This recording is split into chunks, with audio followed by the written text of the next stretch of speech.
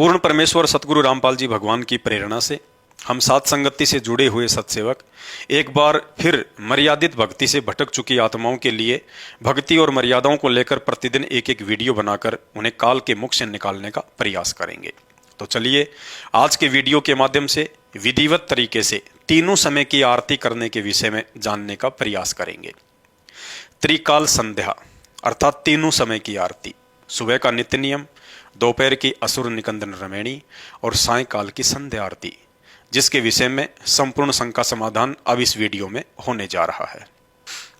उपदेश प्राप्त करने के साथ ही भगत को प्रतिदिन अपने घर पर तीन समय की आरती करने के लिए भक्तिबोध नाम से एक छोटी सी पुस्तिका मिलती है, जिसमें तीनों समय की आरती, अन्नदेव की आरती तथा गुरुदेव भगवान को घर पर भोग लगाने की संपूर्ण विधि लिखी होती है। सुबह की आरती को नित्य नियम कहा जाता है, जिसका पाठ करने में लगभग 40 से 50 मिनट का समय लगता है। गुरुदेव भगवान के आदेश अनुसार ये सुबह का नित्य नियम रात्रि 12 बजे से लेकर दिन के 12 बजे तक कभी भी अपनी सुविधा अनुसार किया जा सकता है। साथ ही गुरुदेव भगवान ने यह भी बताया कि इस नित्य नियम पाठ के करने का उत्तम समय सुबह सूर्य उदय होने से एक आध घंटे पहले का समय है, जिसे ब्रह्म मुहूर्त भी कहा जाता है। यदि किसी कारणवश या काम धंधे के चलते मजबूरीवश भगत भाई बहन इस नित्य नियम पाठ को सुबह 5 बजे के आसपास नहीं कर पाते हैं, तो गुरुदेव भगवान ने बताया कि भगत को चिंतित नहीं होना चाहिए। दिन के 12 बजे तक भी यदि आप इस पाठ को विधिवत कर लेते हैं तो भी भगत को इस पाठ का समान रूप से ही लाभ मिलता है। साथ ही गुरुदेव भगवान ने यह भी बताया कि इस पाठ के करने का समय दिन के 12 बजे तक इसलिए बढ़ाया गया है, यदि किसी कारणवश हम सुबह सुबह इस पाठ को नहीं कर पाते हैं तो उस दिन इस पाठ के करने से वंचित रहने के बजाय जैसे तैसे लेट सेट होकर दिन के 12 बजे तक पूरा किया जा सके।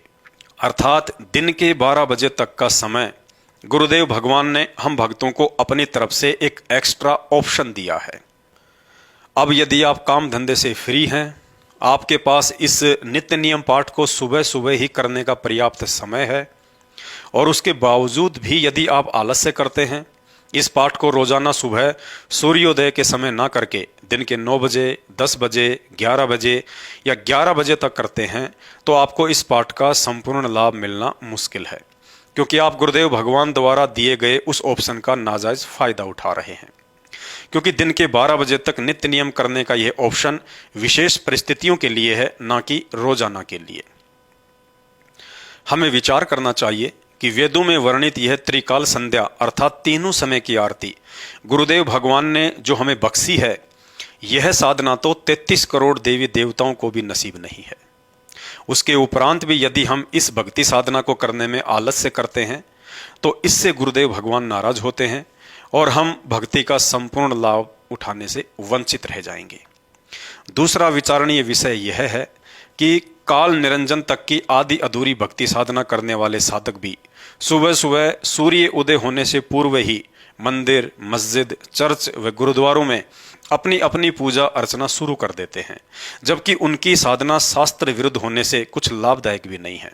इसलिए हम सभी भगत भाई बहनों ने अपने गुरुदेव भगवान द्वारा बताई गई शास्त्र अनुकूल भक्ति को विशेष तन मन से करने की आवश्यकता है, जिसके करने से चौतरफा लाभ ही लाभ है।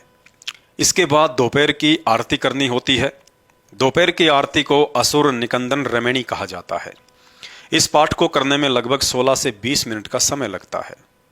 इस पाठ को करने का समय दोपहर के 12 बजे से लेकर रात्रि के 12 बजे तक का रखा है। अर्थात साधक अपनी सुविधा अनुसार दोपहर के 12 बजे से लेकर रात्रि के 12 बजे तक कभी भी ये पाठ कर सकते हैं, परंतु गुरुदेव भगवान ने इस पाठ को करने का उत्तम समय दोपहर के 12 बजे से लेकर दोपहर के 2 बजे तक का ही रखा है। बाकी विशेष परिस्थितियों में गुरुदेव भगवान के आदेश अनुसार आप इसे रात्रि के 12 बजे तक भी कर सकते हैं। समझदार को संकेत ही काफ़ी है, क्योंकि रात्रि के 12 बजे तक का समय गुरुदेव भगवान की तरफ से एक ऑप्शन है, जिस ऑप्शन का लाभ केवल उन्हीं भगत भाई बहनों को उठाना है जो भाई बहन इस असुर निकंदन रमैणी के पाठ को किसी कारणवश या काम धंधे की मजबूरीवश दोपहर में 12 बजे से लेकर 2 बजे के बीच में नहीं कर सकते हैं। यदि आपके पास पर्याप्त समय है तो ये पाठ दिन के 12 बजे से 2 बजे के बीच में ही संपूर्ण कर लेना लाभदायक है। यदि आप गुरुदेव भगवान द्वारा बख्शीश रात्रि के 12 बजे तक वाले ऑप्शन का नाजायज फायदा उठाते हैं तो कहीं न कहीं आप भक्ति में गफलत कर रहे हैं, जिसका फायदा मर्यादा तोड़वाकर काल कभी भी उठा सकता है। इसके बाद सायंकाल की आरती करनी होती है, जिसे संध्या आरती भी कहा जाता है। इस पाठ को करने में लगभग 35 से 40 मिनट का समय लगता है। इस पाठ को सूर्यास्त अर्थात सूरज छिपने से लेकर रात्रि के 12 बजे तक अपनी सुविधा अनुसार कभी भी कर सकते हैं, परंतु गुरुदेव भगवान ने सायंकाल की आरती के करने का उत्तम समय सूर्यास्त को ही बताया है, अर्थात जैसे ही सूर्य अस्त होता है वही इस पाठ के शुरू करने का उत्तम समय है। संध्या आरती को रात्रि के 12 बजे तक करने का समय गुरुदेव भगवान के द्वारा दिया गया एक ऑप्शन है, जिसका नाजायज फायदा उठाना चाहिए या नहीं आप भाई बहनों को ऊपर वीडियो में बता दिया गया है। गुरुदेव भगवान ने बताया कि तीनों समय की आरतियों को संध्या आरती ही कहा जाता है। संध्या आरती का मतलब होता है 2 समय के मिलन के वक्त की जाने वाली आरती। जैसे यदि हम सुबह के नित्य नियम का पाठ सूर्य उदय होने से 1 आध घंटा पहले ही शुरू कर देते हैं तो वह समय नित्य नियम का उत्तम समय है, क्योंकि उस वक्त रात्रि का समय समाप्त और सुबह का समय शुरू होता है, अर्थात 2 समय का मिलन हो रहा है, जिसे संध्या काल कहा जाता है। इसलिए सुबह के नित्य नियम को भी संध्या आरती ही कहा जाता है। ठीक इसी प्रकार यदि हम दोपहर की आरती असुर निकंदन रमैणी का पाठ दोपहर के 12 बजे से लेकर 2 बजे के बीच में कर लेते हैं तो वह समय असुर निकंदन रमैणी का उत्तम समय है, क्योंकि उस समय सुबह का समय समाप्त और दोपहर का समय शुरू हो जाता है, अर्थात 2 समय का मिलन हो रहा है, जिसे संध्या काल कहा जाता है। इसलिए दोपहर की आरती को भी संध्या आरती ही कहा जाता है। ठीक इसी तरह यदि सायंकाल की संध्या आरती का पाठ हम सूर्यास्त के आसपास शुरू कर देते हैं तो वह समय संध्या आरती का उत्तम समय होता है, क्योंकि उस वक्त दोपहर का समय समाप्त और रात्रि का समय शुरू हो जाता है, अर्थात 2 समय का मिलन हो रहा है, जिसे संध्या काल कहा जाता है। इसलिए सायंकाल की आरती को भी संध्या आरती ही कहा जाता है। अब आपके मन में एक छोटी सी शंका उत्पन्न हो सकती है कि यदि कभी कभार किसी मजबूरीवश या कारणवश तीनों समय की आरती या सुबह की आरती या दोपहर की आरती या शाम की आरती, इनमें से कोई एक आरती यदि भगत भाई बहन नहीं कर पाते हैं तो दोष लगेगा या नहीं। भाई और बहनों, गुरुदेव भगवान ने कबीर सागर के सरलार्थ पेज नंबर 593 पर लिखा है कि वैसे तो उपदेशी भगत ने तीनों समय की आरती अपने गुरुदेव भगवान का आदेश समझकर विशेष कसक के साथ नियमित रूप से करते रहना चाहिए। यदि कभी कभार किन्हीं विशेष परिस्थितियों में भूलवश या मजबूरीवश आरती नहीं कर पाते हैं तो ऐसी स्थिति में दोष नहीं लगता है, बशर्ते उस भूल के लिए गुरुदेव भगवान को दंडवत प्रणाम करके तुरंत क्षमा याचना भी करनी चाहिए और कोशिश करें कि आगे से ऐसी भूल ना हो। परंतु आप एक पुराने भगत हैं, आपको सतनाम या सारनाम भी प्राप्त है, आपको तत्व ज्ञान और भक्ति मार्ग अच्छे से समझ में आ चुका है, तो फिर आपको गुरुदेव भगवान का वह वचन भी याद रखना होगा। परंतु आप एक पुराने भगत हैं, आपको सतनाम या सारनाम भी प्राप्त हो चुका है, आपको तत्व ज्ञान और भक्ति मार्ग भी अच्छे से समझ में आ चुका है, तो फिर आपको गुरुदेव भगवान का वह वचन भी याद रखना होगा कि नर संसारी लगन में दुख सह करोड़ा, परमारथ के कारण जितना सहो उतना थोड़ा। अर्थात ज्ञान समझ में आ जाने के बाद एक भगत ने अपनी भक्ति क्रियाओं से अधिक किसी भी सांसारिक कार्य को महत्व नहीं देना है। सबसे पहले परमात्मा का काम, उसके बाद सांसारिक काम। गुरुदेव भगवान ने बताया कि सांसारिक काम भी परमात्मा की भक्ति करते रहने से ही सफल होते हैं। ये हमारी महाभूल है कि हम अपने सामर्थ्य या प्रयासों से किसी बिगड़े हुए कार्य को सुधार सकते हैं। अर्थात जिस दिन आपको ये भक्ति मार्ग पूर्णतया समझ में आ जाएगा और अपने आत्म कल्याण के प्रति आप सजग हो जाएंगे, तो उसी दिन से आपके स्वभाव में यह बात शामिल हो जाएगी कि अपने आत्म कल्याण का कार्य पहले और सांसारिक कार्य बाद में। अर्थात उसके बाद भक्ति में आपसे कभी भी भूल नहीं हो सकती। गुरुदेव भगवान ने यहाँ तक कह रखा है, यदि परिवार या रिश्तेदारी में किसी की मौत हो जाती है तो भी भगत ने अपनी तीनों समय की आरती व मंत्रों का जाप करना नहीं भूलना चाहिए। गुरुदेव भगवान कहते हैं, गरीब कच्चा हीरा कृच हो नहीं सहे घनमार, ऐसा ये मन हो रहा लेखा लेकर तार।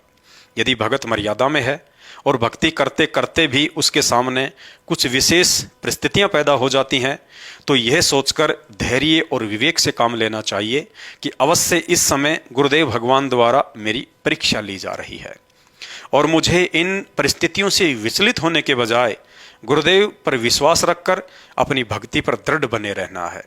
और ये विचार करना चाहिए कि इस तरह के छोटे मोटे संकट और परिस्थितियां तो उस समय भी हमारे सामने आती थी जिस समय हमने गुरुदेव भगवान की शरण भी ग्रहण नहीं की थी, जबकि आज तो समर्थ गुरुदेव भगवान का आशीर्वाद भरा पंजा सदैव हमारे साथ में है। सच्चा सतगुरु कभी भी अपने मर्यादित भगत को दुखी नहीं देख सकता है। अवश्य ही यह मेरी परीक्षा है और कुछ ही समय बाद जब वह संकट आपका गुजर जाएगा तो हमें स्पष्ट आभास होगा। यदि उस समय उन परिस्थितियों में विचलित होकर मैं अपना धर्म कर्म छोड़ देता, मन में कच्चापन ले आता या गुरुदेव के प्रति मन में कोई शंका या दोष पाल लेता, तो मेरी बनी बनाई भक्ति का सत्यानाश निश्चित था। और जो भाई बहन ऐसी परिस्थितियों को गुरुदेव भगवान का प्रसाद समझकर ग्रहण करते हैं, उनके अंदर तो पहले से कहीं अधिक दृढ़ता और विश्वास पैदा होता चला जाता है। भाई और बहनों, 2028 तक का समय गुरुदेव भगवान द्वारा युग परिवर्तन का समय निर्धारित किया हुआ है। इतिहास साक्षी है, जब जब युग परिवर्तन हुआ है तब तब इंसानों को मानव निर्मित या प्राकृतिक संकटों का सामना भी करना पड़ा है। कुछ ऐसी ही विकट परिस्थितियां आगामी समय में हम सब के सामने होंगी। शुरुआत 2020 से हो चुकी है, अब आगे आगे परिस्थितियां बद से बदतर होती चली जाएंगी। भक्तिहीन लोगों को सुरक्षा जैसे भी उनके पूर्व जन्म के संस्कार हैं उसी आधार से मिलेगी, परंतु हम भक्तों की रक्षा और सुरक्षा हमारी वर्तमान की भक्ति और मर्यादाओं पर आधारित होगी। अतः किसी भी सूरत में अपनी मर्यादाओं को टूटने ना दें और गुरुदेव भगवान द्वारा बख्शीश शास्त्र अनुकूल सत भक्ति को नियमित करते रहें। शंका समाधान में आज केवल इतना ही। भक्ति और मर्यादाओं को लेकर अगला वीडियो देखने के लिए हमारे Facebook page Pawan Das is live मानव धर्मी पवन दास को फॉलो करें।